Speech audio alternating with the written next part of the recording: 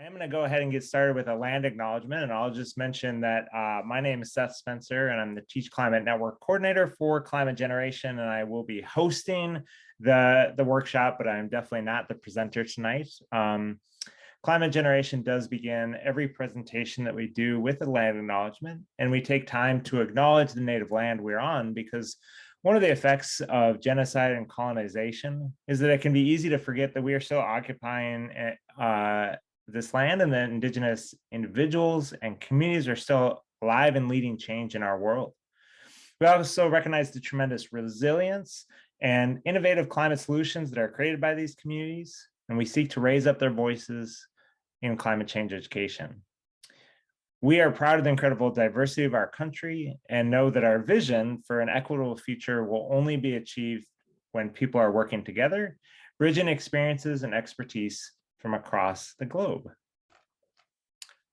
I'm going to give a very quick background of who Climate Generation is. Climate Generation was founded in 2006 by National Geographic polar explorer Will Steger, shown here, who is a lifelong science educator, environmentalist, and eyewitness to climate change through 50 years of polar exploration.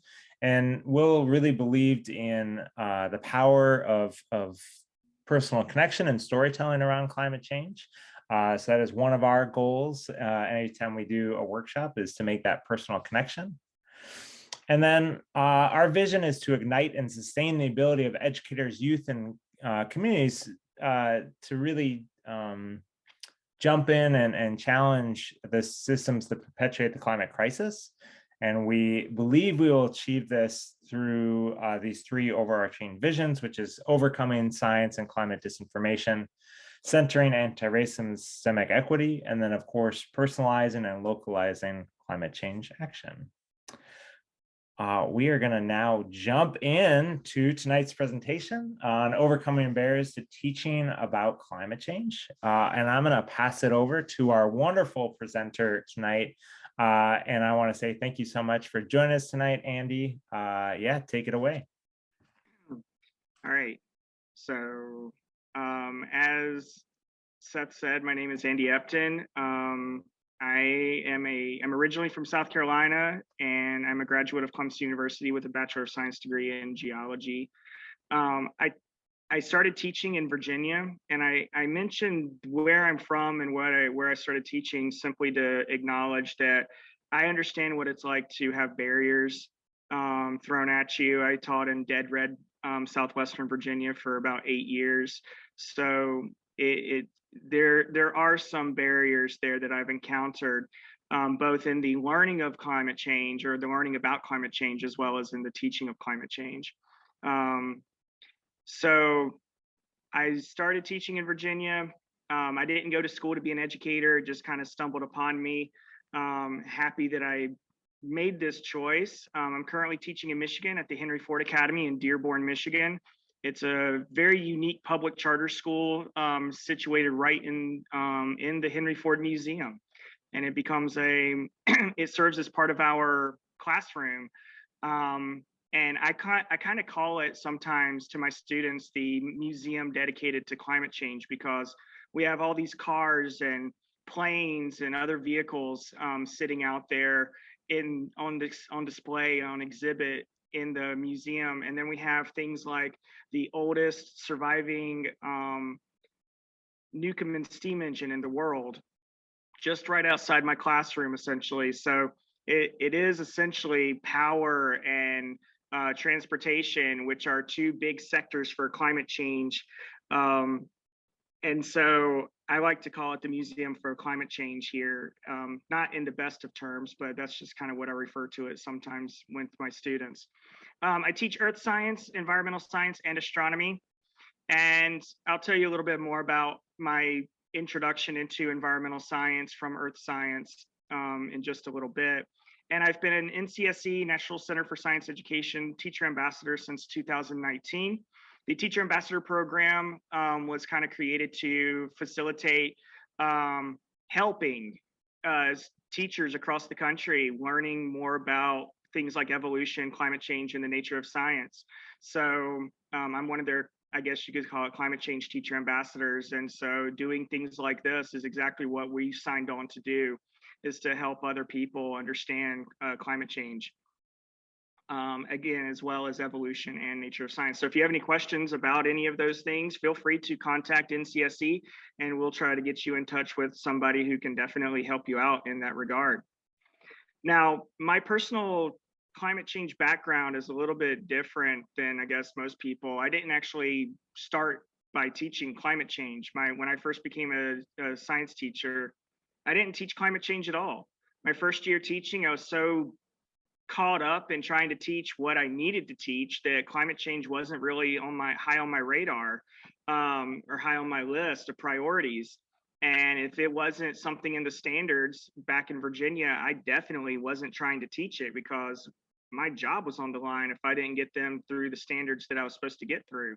And I don't remember climate change being a major standard, or at least one that took my focus too much. But my second year teaching, I had stumbled on, by this point, skepticalscience.com, a website created to help dispel myths and misinformation about climate change. And I found their list of myths and their debunking, their kind of rebuttals to those myths.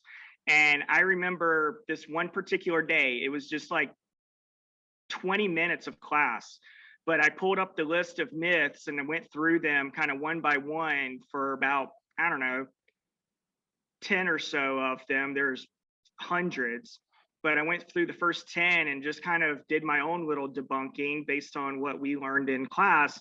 And we had some students that were not part of my class sitting in taking a test for another teacher, because I think they were going over the test in their class.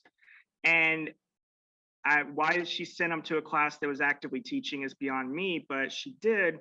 And I remember them listening in to me debunking these myths. And I overheard one of them say, "Man, I wish we learned this in my class." And that caught my attention. Like, okay, students want to hear this. And I felt like I was getting into it. I was showing how excited it was, or I was about it. And so I started making it a point to teach this aspect of climate change in my class, but it was only just a mention. It wasn't anything significant. I just go through the myths and debunk them a little bit and then move on, because again, I had to teach those standards. Finally, I moved on to another school, and reasons, of course, why I moved schools. I'm not going to go into why I moved schools, but I did. And at this school, I started teaching environmental science. Up to this point, I had only taught earth science. So now I'm teaching environmental, and I never taught environmental before. I didn't really know what I was doing. But at the end of that semester is when we joined the Paris Climate Agreement for the first time. And I remember that being a big moment. And it was kind of like, okay, I have really got to buckle down and learn about this climate change business, because I need to definitely teach it. So I made a point to become more aware of what climate change was and the information that was out there. So it morphed. It changed from a mention in my class to a week-long unit. Now in my environmental science class, I make it the theme. Everything that I do in that class ties into climate change. We can talk about the oil spill disasters of BP's Deepwater Horizon and Exxon Valdez oil spill in Prince William Sound, and I tie it to climate change. Talk about biomes, and I tie it to climate change. We talk about environmental diseases, and I tie it to climate change. Everything we do in environmental science, I tie to climate change, because I think it's the most important scientific issue that we're facing these days. Even though we're in this pandemic and it doesn't seem to want to end, climate change is still there. It's like white noise in the background, and it just doesn't seem to want to go away. In my earth science classes, I teach climate change as the last thing that I do. So at the end of the year, before we do review for exam, I teach climate change. Even if I don't have the time to do it, I sacrifice other things so that I can get climate change to be be the last thing that I teach. Because my philosophy is, if they remember one thing and it's the last thing that I teach, it's going to be climate change. Um, and like I say, I sacrifice other aspects of what I teach if I run out of time and feel like, oh, I'm not going to have enough time to teach climate change. I'm going to make the time. I also teach astronomy, tie that into climate change. You got the greenhouse effect for Venus and Mars and the Earth and the Goldilocks zone and all that sort of stuff. Again, climate change. So I went from just a mention to basically, I feel like I teach climate change and I just happen to teach these other subjects in addition to climate change. I feel it's that important. So I currently serve as a climate change peer support mentor with NCSE. I have three teachers down in Kentucky who I'm helping out learn and understand climate change and incorporate it more into their curriculum as they teach it. So I understand that there are barriers to teaching climate change. I know there are barriers to teaching a lot of things. It's just one of the quote unquote controversial subjects out there. But it doesn't necessarily have to be that way. And so I've identified 4 levels of barriers to teaching this. We start with the educators themselves. The educators, sometimes they just, create their own barriers, and we'll talk about what some of those barriers can be. Maybe you have your own barriers that you've set up or have encountered.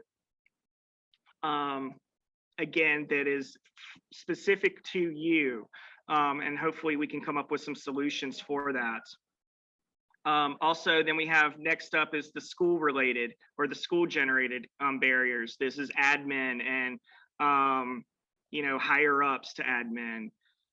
They have barriers that they set up for climate change. Then we have the students themselves, student generated climate change or barriers to climate change. And I feel like these are probably some of the easiest to take care of, but we'll get to that in just a little bit. And then finally, the one that I find to be the hardest is the parent generated. Those parents are always looming in the background for us, just like climate change is always looming in the background for the planet. We always have to try to appease them as much as possible to keep them from coming down hard on us. So maybe I offer some suggestions that helps you out with that. So let's take a look at the educator generated barriers first. So for educators, some of them just don't believe in climate change. And I put believe there in quotation marks because, as I tell my students, I don't really care if you believe in it. I don't believe in it. I accept it and I understand it. So your belief really, or the belief of climate change has really nothing to do with understanding it or, again, its existence. So if a teacher doesn't believe in it, we can address that and hopefully fix that. But still, you don't have to believe in something necessarily to teach it. You might need to believe in it to teach it effectively, but you can still teach it. Some just don't understand climate change. Maybe they just didn't get the education or get it in their education. I know from my own or in my own personal experience, I did not have much climate change education. Learning geology at Clemson's a great school, but for whatever reason, I don't remember much in the way of climate change with relation to my my degree. So everything I've learned on my own after the fact, trying to teach myself so that I can teach my students. And then you have some that just don't feel comfortable teaching it. Maybe they understand it, maybe they know it, maybe they accept it, but they're just uncomfortable teaching it because they feel it's controversial, or they just don't feel comfortable answering questions about it. We hopefully have some solutions to that as well. And then finally, some just can't teach it because the school just won't let them. And we'll deal with that in the school generated barriers. So some solutions to this. So you just hit the arrow button, the solutions will start popping up. There you go. Thank you. So for don't believing in climate change, we can do professional development on misconceptions. One of the things that NCSE is really big on is identifying and correcting those misconceptions. So we do kind of a misconception based lessons with our climate change and our evolution and nature of science. So we try to adapt or address those misconceptions, clear them up to help people understand again that there's not necessarily a belief aspect to this. Um, so maybe some professional development on that. Who can do that sort of professional development? Again, NCSEs, teacher ambassadors that's kind of what we are here to do. But with that, or aside from them, I'm sure there are some people out there who are willing to put on some professional development to address misconceptions related to science, just in general. Science in general. It doesn't necessarily have to be even about climate change per se, but just science in general. As far as don't understanding climate change, we have some professional development on climate change itself. Um, again, just kind of I tried to go back and fix this whole animation thing, but yeah, it didn't want to fix that. So sorry about that. Professional development on climate change itself, again, NCSE teacher ambassadors, again, that's what we're here to do, but we're not as throughout the country as we would very much like. We kind of are still a fledgling group, and we are trying to become more throughout the entire country. And then when we get that point, or even before, we can maybe know people who can possibly help you out. Again, it's just a matter of getting it's just a matter of finding out who's there to help you out, and can you access that professional development. But you can definitely find information about climate change out there. Skepticalscience.com is a fantastic resource. Again, it taught me a lot for sure, and I use it a lot in my teaching. Yeah, I just saw the question, does teaching climate change matter if you're in a public versus private school? I have only taught in public schools. Um, I don't have any experience in teaching private. My charter school is a public charter, so we're still adhere to public school standards and so forth like that. We're using NGSS standards, which I'm still kind of getting my head wrapped around. This is my third year teaching here in Michigan with NGSS. In Virginia, we didn't use NGSS. We used our own standards. I wouldn't think that there'd be too much difference. I think the solutions are still going to be pretty much the same. The barriers are still going to be pretty much the same. The parents may have more say when it comes to a private situation because they are paying for that. So there may be more pushback if there is pushback, but I still think the solutions could very well be the same in dealing with us. As far as, oh, well, there you go. Thank you, Blake. Blake is one of my NCSE colleagues, so he knows more about the administration and that sort of thing than I do. As far as don't feel comfortable teaching climate change, we have NCSE has created climate change lessons. So if you're not comfortable teaching it, we have ready-made packaged lessons for you to use in the classroom. Now, granted, they're only for high school at this point. We will be working on middle school lessons at some point. But, again, we are a small organization and there's only so much that, us teachers can do. They are teacher created. We all worked on them. The teacher ambassadors, we worked on them to help create them. And we do stand by them. And I'll tell you a little bit more about those lessons here in just a little bit, but that is the link to find them, ncsc.ngo, supporting teachers, classroom resources. And then finally, as far as can't teaching climate change, just rely on the standards. If your state standards say to teach climate change, then there you go. Reliance on the standard, like, you just hold it out there and say, I have to do this. It's required. And I know NGSS requires it. As far as other states that don't use NGSS, some of them have modified NGSS standards, so they are related to it. Virginia, I because I taught there, did have some climate change standards in their standards, but they were kind of buried, but they're still there. So relying on the standards can help provide support for anything you teach. If it's there in the standards and you have to teach the standards, then, you know, by all means, teach the standards first, because that's what the kids are supposed to know by the end of the curriculum. I have some statistics that I found on an Ipsos poll on the next slide, and these statistics kind of were a little eye-opening. So you have the good. 86% of teachers support teaching climate change in schools, and this is from a 2019 NPR Ipsos poll. And the link there is where I got the poll numbers from. 82% of teachers accept that climate is changing. Why those two numbers are not the same is beyond me. How you have 4% more wanting to say that you can teach it, but then you have accepting it is, I don't know, but those are the poll numbers. They claim that 74% of all Americans accept that climate is changing. I think that's a fantastic number. Is it not? It's not 100%, but you never will get 100%. Some people disagree just for the sake of disagreeing. So I don't think you'll ever reach 100, but 74%, that's pretty good. 74% of teachers think climate change and its impacts to the environment, economy, and society should be taught. That's the good stuff. Now we have the worrisome stuff. 42% of teachers actually teach it. That's a problem.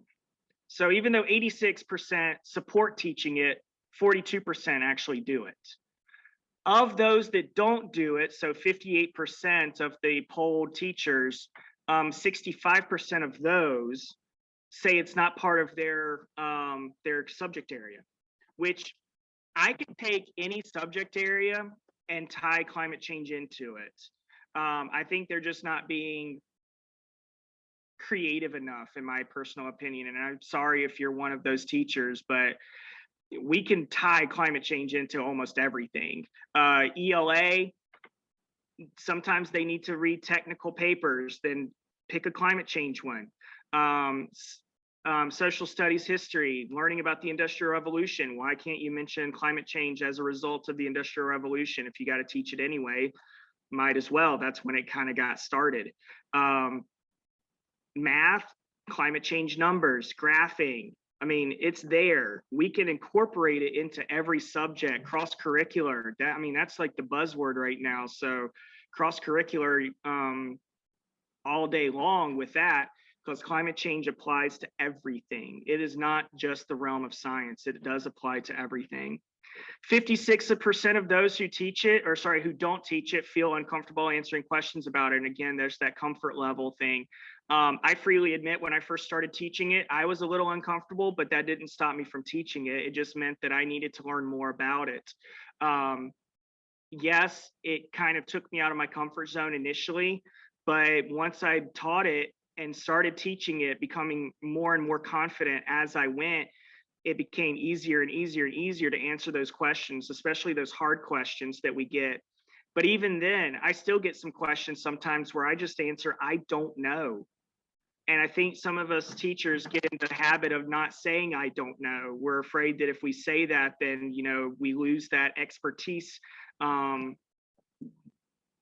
expert knowledge holder card or something. I say I don't know a lot because sometimes my kids have some amazing questions and I don't know, but I will try to find out, and I do try to find out. And even if I can't find that answer, and I will let them know, hey, I can't find the answer to this, but that is a great question. We need to address it maybe as a society or something along those lines.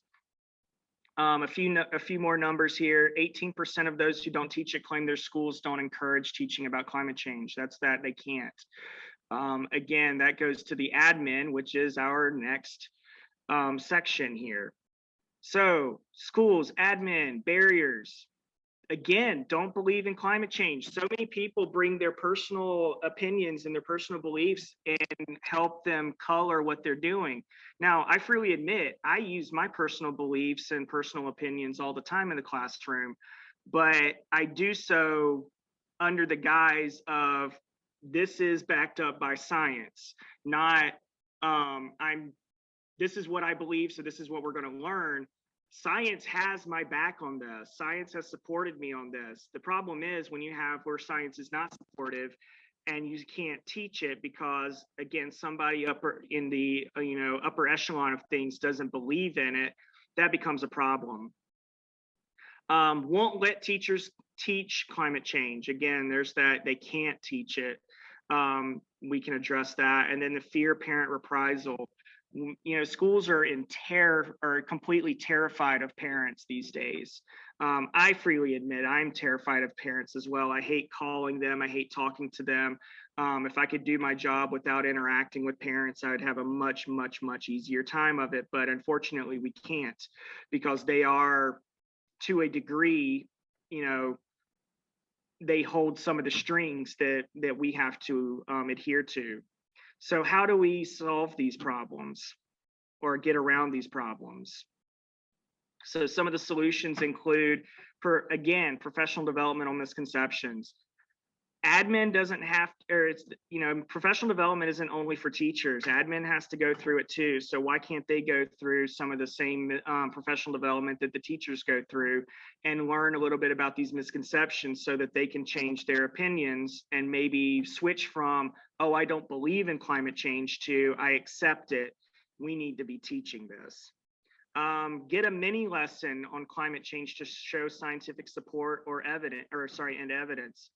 One of my colleagues at NCSE suggested doing just this. She said she actually does this, gives a mini lesson on climate change to her admin so that they know what she's teaching and they have her back. They can support her in what she's teaching because they've had a small lesson about it. Now, I did try to rack my brain and try to create a mini lesson, but instead I went a different route.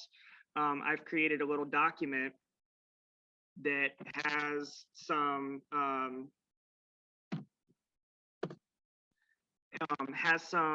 of the position statements from various scientific organizations, as well as links that can lead you to finding out more information. And again, this is for just climate change because that's the subject of our talk today, but you can modify this to include others as well, like evolution or again, nature of science or things like that.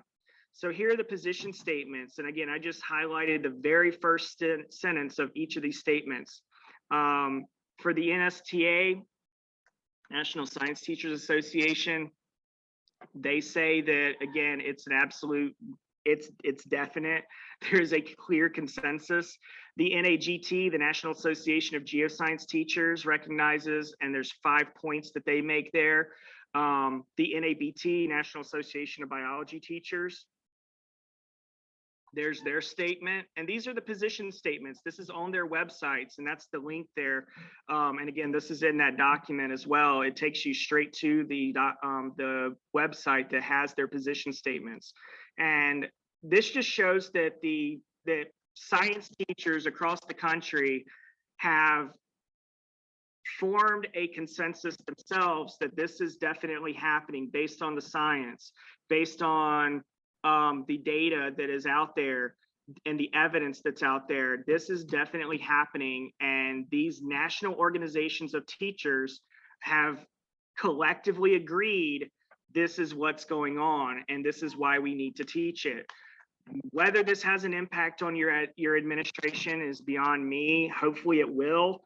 But if it doesn't, there are some other links there with potential solutions or help that you can have for a particularly obstinate admin, should you have that.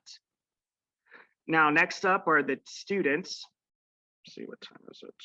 Yeah, I'm good. The student barriers are pretty much a parrot of what the parents are going to say. I teach ninth graders. Ninth graders rarely think for themselves. They parrot what their parents say.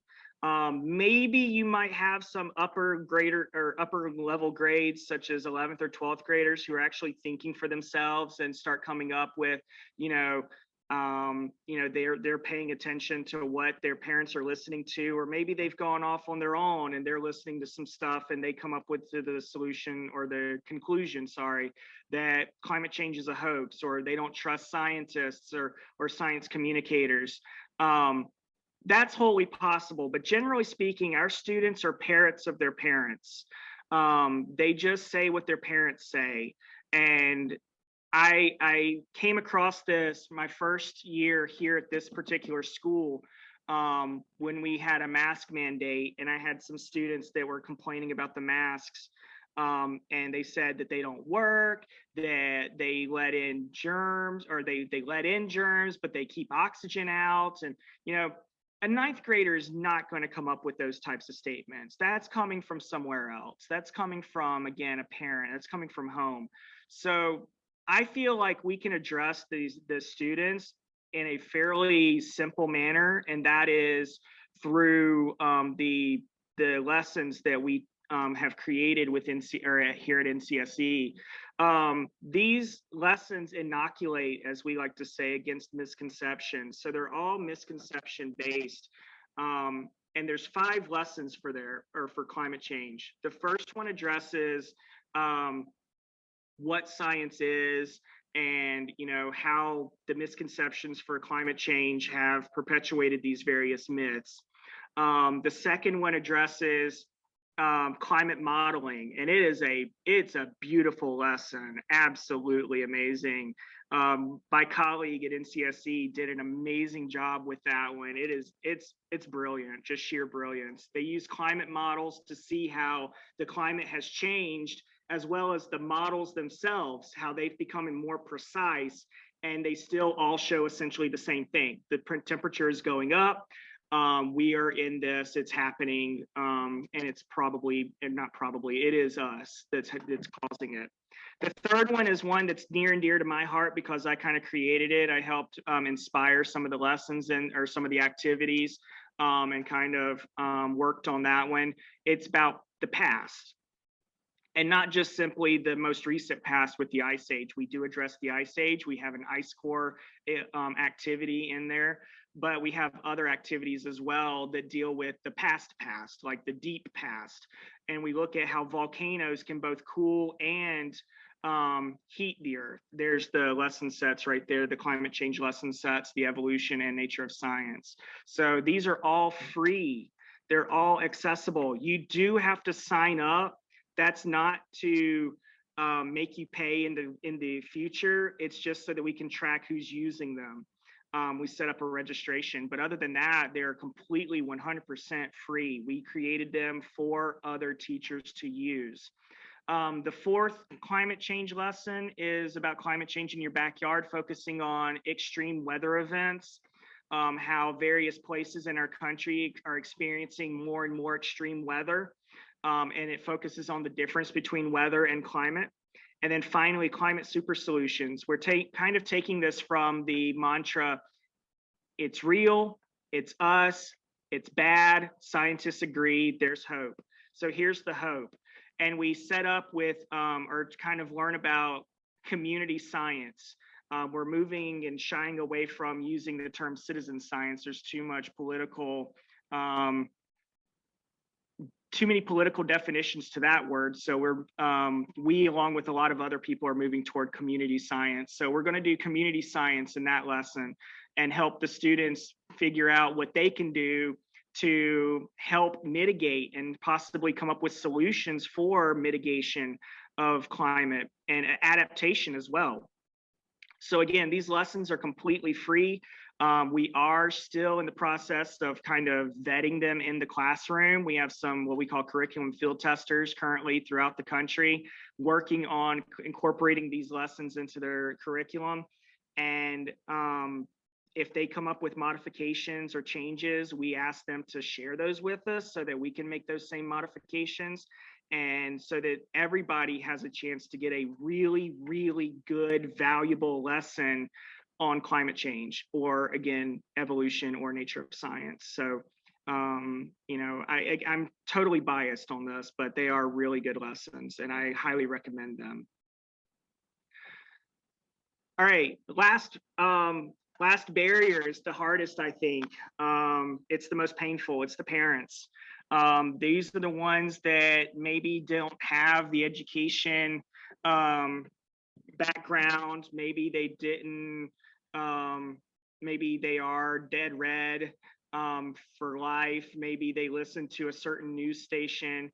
But they're the ones saying the things that their students are copying in the classroom, not believing in climate change again, thinking climate change is a hoax, don't trust scientists or science communicators. Solutions to this are varied, but relying on the standards, relying on those standards are absolutely critical to for parents, because if you can show them that they have to learn this by the end of the year, then that kind of helps with being able to teach it. Now, it's not a not a guarantee that you'll still be able to do it, but it does help. It provides that support from the state or from the nation if you want to go national science standards. But one way or the other, it does provide a little bit of support. Making sure your admin has your back, that is so vital. That's why we addressed why I chose to address the admin first before I got to the parents. Making sure they have your back, because if your admin doesn't have your back, then there's really not a whole lot you're going to be able to do, because the admin is going to throw you under the bus. And I've been thrown under the bus by admin before on different occasions for different things, and it's not fun. So hopefully that never happens to you. Hopefully it never happens with regard to climate change. But if you can get them to support you on at least the teaching by relying on standards, by helping them understand that climate change is real, again, that it's real, it's us, it's bad, scientists agree, and there's hope. If you can help them understand that and get them on your side, then that can be a world of support there, a major comfort, and alleviate some fears. This one was an idea by colleague Blake, who's here with us today, but he suggested, or he has some experience teaching down in Louisiana with some oil and gas families, essentially. So he helps the students alleviate their fears, which I said maybe we can do that with the parents by helping them understand that their jobs are not at risk yet necessarily. So in the oil and gas industry, the fossil fuels and so forth, we're trying to get away from that, but we're not going to ever just drop it altogether cold turkey, at least not right now. So, by talking about climate change, by learning about climate change, mommy and daddy are not losing their jobs because of you learning about climate change or you teaching climate change. That's not going to cause them to lose their jobs. Right now, we still need oil and gas. We still need the fossil fuels because that's what our infrastructure is based on. And that's not going to change overnight. But as a personal story, my mom, who again is South Carolinian, she came up to visit a couple of months ago and she cornered me essentially. She's a big Fox News watcher. And she cornered me on our way home from the airport, and she asked me about what I thought about President Biden's energy policy, about how he wants to do away with fossil fuels. And I said, he's not going to do that. That's not going to happen. I was like, but we need to start thinking about doing that at some point, because as I used my own gas tank as an analogy. I said, if I look at my gas tank and I see that I have to judge, am I going to be able to make it to work tomorrow, or do I need to get gas? And if I look at that gas gauge and I say, I don't think I have enough gas to make it to work, I'm not going to go out and drive to work and wait till it hits empty before I go, okay, now I need gas. I'm going to fill up before I get in the car, or after I get in the car, on my way to work. because I know I'm not going to make it there on before I run out. We can't wait until our fossil fuels run out and then try to do something. That's waiting until the gas gauge is on empty and then saying, okay, now I need gas, and there's no gas to go around. So she seemed to actually understand that. And I mean, my mom is a former teacher. She used to teach kindergarten forever. And I'm not exaggerating there. She really taught forever. They basically forced her into retirement because she didn't stop. But she's a very intelligent woman. And so I feel like she understood the point I was trying to make. But it's just one of those things. It's hard to have to, teach your parents. So that was a barrier for me, having to teach my parents. My father-in-law used to challenge me all the time on climate change. Sorry, this is my last little anecdote before I finish things up. He used to go, people used to say the lakes are at their lowest level since the 1940s, or for 50 years, because he grew up in Michigan. What happened 50 years ago? And, was that climate change? I finally found out the answer. Initially, I couldn't answer because I'm not from Michigan. I didn't know the area very well. And I'm like, I don't know, but right now we know what's causing it. It ended up being something about shipping. They dredged too much and it caused the lakes to actually empty too fast. But unfortunately, I didn't find that out until after he had passed. So I couldn't tell him the actual answer to his question. But I feel like if we can alleviate those fears, if we can rely on our standards, if we can make sure admin has our back when we address climate change, I think we can stave off the parents as much as we possibly can. Remember, science is on your side. And so are a lot of other educators and administrators. NCSE is just one resource that I am going to plug incessantly here because I love the group. It's such a great group of people that I get the chance to work with. Climate Generation is another resource. Obviously, these webinars are going to help. So highly recommend using these resources and finding other resources as well. I have one last thing before I'm going to open it up to question and answer and let Seth do his thing. And that's how I teach climate change. I'd save this for last because I don't want it to be it's not a recommended strategy. I call it the bull in a china shop strategy. I just go in and do it. I rip the Band-Aid off. I tell them we're learning climate change. Here it is. This is the way we're going to do it. If you disagree with me, that's fine. If you have evidence to support your position, I'm happy to listen to it. If you don't believe in climate change by the time we're done with this, that's your choice. If you choose not to accept climate change by the end of this, then that is, again, your choice. You're choosing to ignore the evidence that we're going to learn about in this class. It may not be the recommended method. I don't check with my administration. I don't check in with parents. I just go in and do it.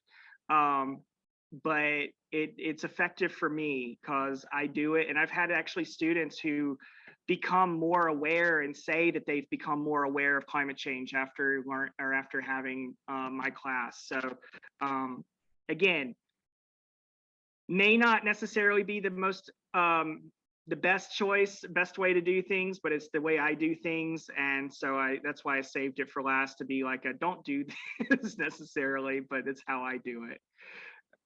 All right, Seth, you want to take it over from here? Yeah, well, thank you so much, Andy, for sharing that. And we will open it up for questions in just a second.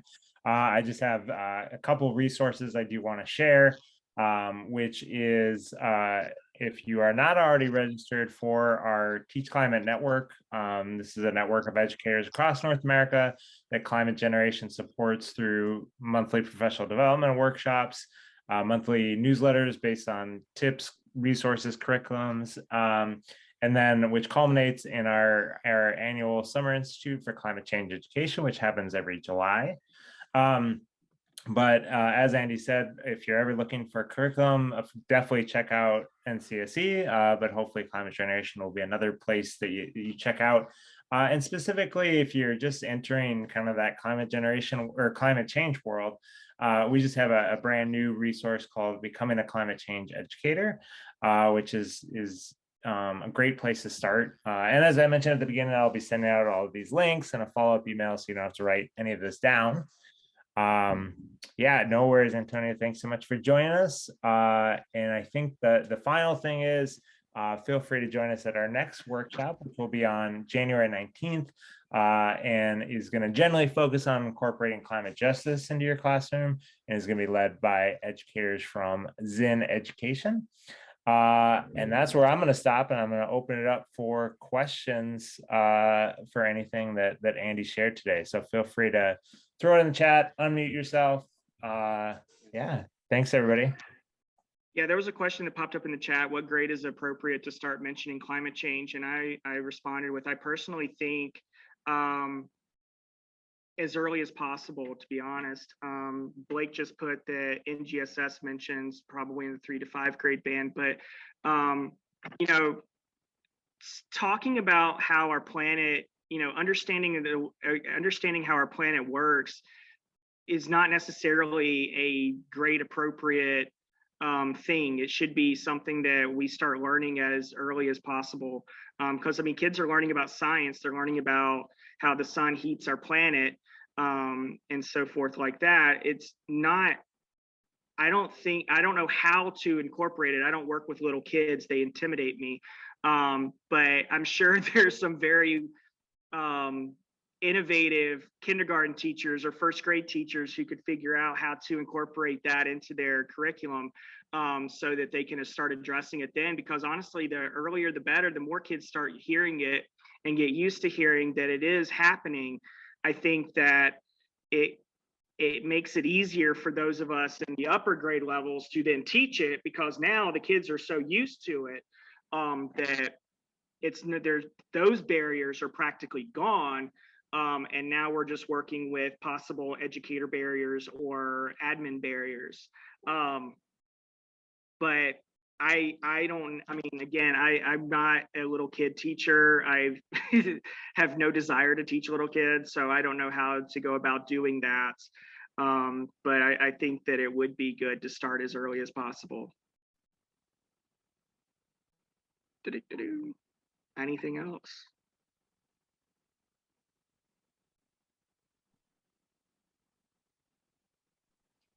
Well, yeah, well, thank you again, Andy. We You're really welcome. appreciate you sharing your knowledge and experience. And I'll stay on for a couple minutes if anybody does have any questions. I see another question coming in right now, but otherwise, thanks everybody for joining, and those at least in the Midwest and East Coast. Hope the snowstorm treats you well, but yeah, thanks again. You're very welcome. Happy to do it.